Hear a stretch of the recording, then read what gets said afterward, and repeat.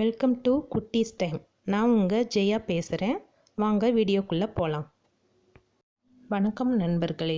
நாம் இன்று காணப்போகும் திருத்தலமாவது தஞ்சை டெல்டா பகுதியில் ராஜராஜ சோழனின் தனிப்பெருமை கொண்ட தஞ்சை பெருவுடையார் கோயில். ஐநாவின் பாரம்பரிய சின்னங்களை பாதுகாக்கும் யுனெஸ்கோவின் அரிய கலை சின்னங்கள் பட்டியலில் இடம்பெற்றுள்ளது இந்த தஞ்சை பெரிய கோயில். இந்த கோயிலிற்கு மேலும் தனிப்பெயர்கள் உண்டு. பிரகதீஸ்வரர் கோயில், மகாசிவன் கோயில், ராஜராஜேஸ்வரர் கோயில் மற்றும் பெருவுடையார் கோயில்.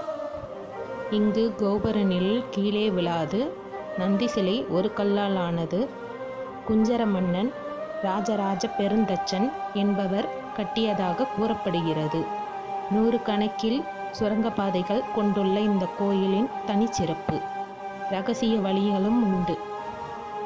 பல தகவல் தரும் வண்ணம் மேலும் பல கல்வெட்டுகள் இந்த கோயிலில் இருப்பது மிகவும் சிறப்பானது.